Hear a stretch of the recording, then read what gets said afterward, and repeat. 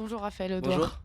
Alors il y a 2 semaines, le Canada élisait son Premier ministre. Est-ce que vous pouvez nous dire quelle est la situation politique dans ce pays? Le Canada est dominé depuis longtemps par deux grands partis, un grand parti de centre-droit, le Parti conservateur, et un grand parti de centre-gauche, le Parti libéral.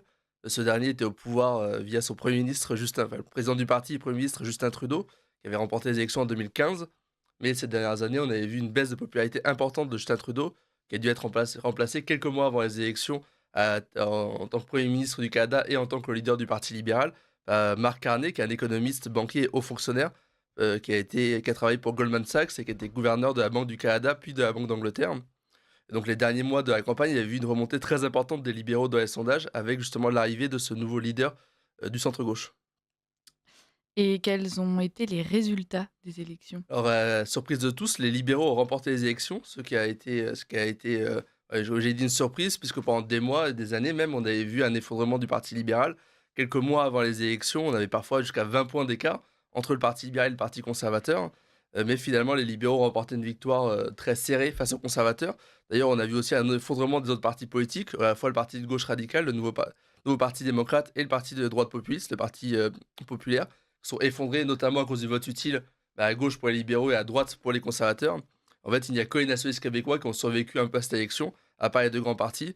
Donc au final, les libéraux vont rester au pouvoir et les résultats sont venus confirmer cette remontée spectaculaire des libéraux qu'on avait observée depuis quelques mois. Et qu'est-ce qui peut expliquer donc cette victoire? En fait, le grand changement, ça a été la victoire de Donald Trump. En fait, je l'avais déjà expliqué il y a quelques semaines, mais les libéraux étaient largement dépassés par les conservateurs dans tous les sondages, jusqu'à l'arrivée au pouvoir de Trump et les déclarations de Donald Trump, d'abord sur l'annexion du Canada, puis sur l'augmentation des tarifs douaniers. Donc ces 2 déclarations, ces 2 mesures ont provoqué un effet drapeau et un rassemblement de l'électorat québécois de canadien pardon, autour du Parti libéral. Il faut bien se rappeler qu'aujourd'hui, au Canada, le nationalisme est plutôt associé à la gauche, en fait, contrairement à d'autres pays. C'est vraiment la gauche canadienne qui incarne le nationalisme canadien. Parce qu'en fait, le Canada s'est beaucoup construit tout au long de son histoire contre son grand voisin américain. D'abord, parce qu'en fait, culturellement, au départ, c'est 2 pays qui sont extrêmement proches, hein.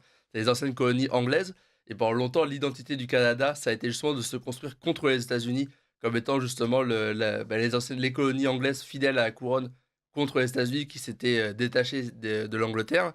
Et ensuite, à partir de l'indépendance du Canada, le nationalisme canadien s'est réorganisé autour d'un nationalisme de gauche, justement défendant un Canada progressiste, ouvert, tolérant, multiculturel, face aux États-Unis perçus comme conservateurs, réactionnaires, religieux. Donc en fait, on voit aujourd'hui au Canada que plus les personnes se revendiquent de gauche, plus ils ont tendance à se dire patriotes ou nationalistes canadiens. Et du coup, les déclarations de Donald Trump sont venues en fait renforcer ce sentiment d'appartenance canadien de gauche. Et du coup, il y a un rassemblement du peuple canadien autour du Parti libéral qui est apparu comme le défenseur de la souveraineté canadienne contre les déclarations de Donald Trump. Et la victoire des libéraux est donc une conséquence de la victoire de Donald Trump aux Oui, c'est ça États-Unis. qui est assez intéressant en ce moment, c'est qu'on voit en fait l'importance extrême des débats très polarisés aux États-Unis dans tout le bloc occidental en fait. C'est-à-dire que dans de plus en plus de pays européens et occidentaux, les déclarations de Donald Trump font les titres des journaux. Tout le monde débat autour des déclarations de Donald Trump et beaucoup de gens se positionnent par rapport aussi au président américain. On a d'ailleurs vu ce phénomène au Canada, mais on l'a vu aussi en Australie, puisque le 3 mai dernier, il y avait aussi des élections législatives en Australie. Et là aussi, en fait, les travaillistes au pouvoir depuis des années étaient donnés perdants pendant longtemps et les déclarations de Donald Trump sur l'augmentation des tarifs douaniers ont provoqué un basculement dans les sondages et finalement les travaillistes, donc la gauche, l'ont emporté face aux conservateurs alors même qu'ils étaient donnés perdants depuis des mois en fait. Donc on a vraiment vu aussi bien au Canada qu'en Australie que en fait la gauche qui était donnée perdante a vu un regain de popularité suite à la victoire de Donald Trump et à ses déclarations. Et quels sont les enseignements qu'on peut tirer de cette victoire? Quelles en seront les conséquences? Alors déjà pour le Canada, on voit que la victoire de la gauche au Canada va renforcer les tensions entre Canada et États-Unis. Le Canada se situe clairement maintenant, on va dire, dans ce forme de bloc européen anti-Donald Trump qui est en train de se former. On voit que les pays occidentaux sont en train de se diviser entre d'un côté des pays plutôt favorables aux États-Unis de Donald Trump. On peut penser à la Hongrie de Viktor Orban, on peut penser aussi à l'Italie de Meloni. Et en face de ça, on a aussi un bloc anti-Trump qui est en train de se constituer dans le monde occidental, composé notamment des pays européens, la France et le Royaume-Uni en tête, et maintenant aussi de pays comme le Canada. Et de manière générale, on voit en fait qu'il y a de plus en plus une unification des enjeux au niveau occidental, c'est-à-dire qu'en fait la victoire d'un parti dans un pays va avoir de l'influence sur les autres pays en fait. C'est-à-dire que les débats ne portent plus uniquement sur de la politique intérieure, mais aussi sur un positionnement au sein du bloc occidental entre d'un côté un camp, conservateur en fait ou populiste qui est en train de se former, notamment autour des États-Unis et en face un bloc plutôt libéral ou mondialiste, avec, des pays comme la France, comme le Royaume-Uni, comme maintenant le Canada en fait. Donc on a un peu 2 occidents qui se font face à face et cette victoire des progressistes au Canada et en Australie, ça s'inscrit dans une forme de backlash, de réaction en fait des élites progressistes à la victoire de Donald Trump aux États-Unis.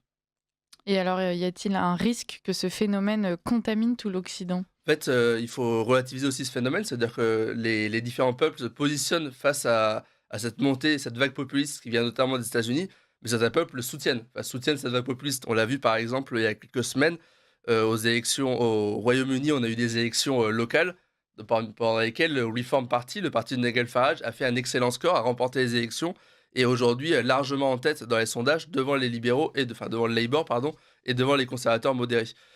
Oui, pareil en Roumanie, lors du premier tour des élections présidentielles, le candidat patriote a remporté 40 des suffrages. Donc on voit aussi que, bah, la victoire de Trump, que l'immigration aussi, que tous ces phénomènes-là, en fait, provoquent une montée des partis populistes et qu'on a vraiment à la fois, des pays où on voit une montée des partis libéraux et d'autres pays où on voit une montée des partis populistes.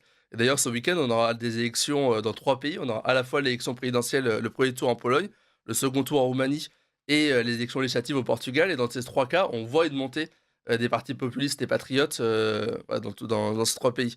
Donc partout en Europe et dans le monde occidental, on voit surtout en fait un clivage qui est en train de se former entre d'un côté, des partis, populistes et patriotes et en face des partis plutôt élitistes, libéraux et mondialistes. Et on espère que la France se situera du bon côté. J'espère aussi. Merci beaucoup Raphaël Merci à vous. Beaudoir.